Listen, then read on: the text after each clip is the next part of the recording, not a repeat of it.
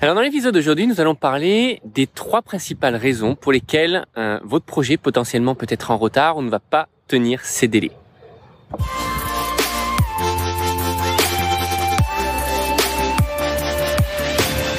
Bonjour à tous. Alors récemment, on a fait le point avec une startup qui donc a développé un produit en train de le lancer et qui a pris du retard sur le lancement de ce produit, mais pas seulement, sur différents autres axes, que ce soit sur les actions marketing, sur le branding, etc.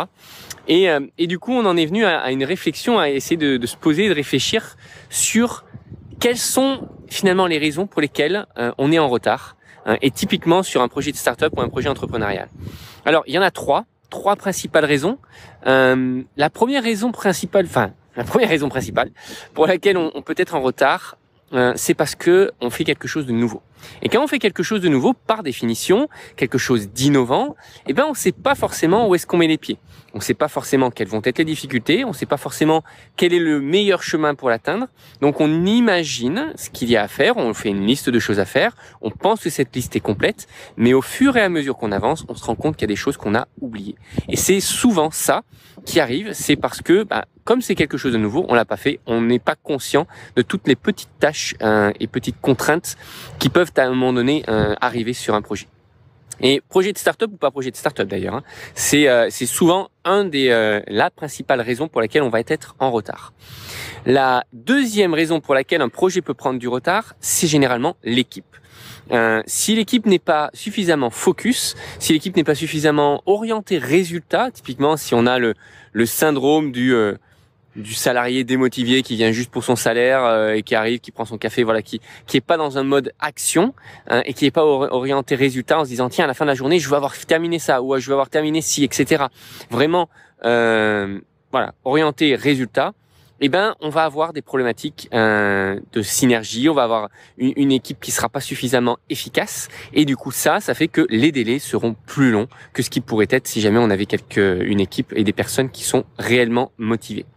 Et la troisième raison pour laquelle une équipe peut ne pas tenir ses délais, c'est une problématique d'organisation, de communication et on en revient encore une fois, ça amène une certaine synergie. Beaucoup d'équipes aujourd'hui, et particulièrement dans le monde du numérique, travaillent à distance, sauf que par définition, un travail à distance, c'est contre nature de ce qu'est une équipe. Parce qu'une équipe, si on compare ça au sport, c'est quand on travaille ensemble, quand on joue ensemble, quand on est synchronisé, quand on sait les mouvements que vont faire les autres, on peut les anticiper, on peut s'adapter, chacun a son rôle, on sait exactement qui doit jouer quel rôle. Et quand on est à distance, c'est pas aussi évident. Au contraire, c'est bien compliqué, c'est même contre nature et c'est pour ça qu'il faut absolument avoir des outils collaboratifs où on va centraliser toutes nos tâches. Il faut faire des débriefings quotidiens, c'est essentiel de communiquer dans une équipe. S'il n'y a pas de débriefing, il n'y a pas de synergie, on ne sait pas forcément où en sont les autres, on ne peut pas comprendre quelles sont leurs difficultés, d'autant plus si on est sur des projets innovants. Les gens ont des difficultés et il faut qu'ils les partagent et donc on ne pourra pas atteindre les objectifs ensemble puisque si jamais il y en a un qui a du retard, ça va retarder tous les autres. Et indirectement, s'il n'y a pas une entraide dans une équipe, ça ne fonctionnera pas. Et la dernière chose, c'est que dans le mode organisation, communication, synergie, il faut aussi répéter quelle est la vision, quelle est la direction, quel est l'objectif que l'on veut atteindre en tant qu'équipe. Il faut motiver comme un coach son équipe et ça passe nécessairement par des points réguliers, par quelques petites réunions, même des fois des réunions de 10 minutes qui sont des cafés virtuels ou peu importe.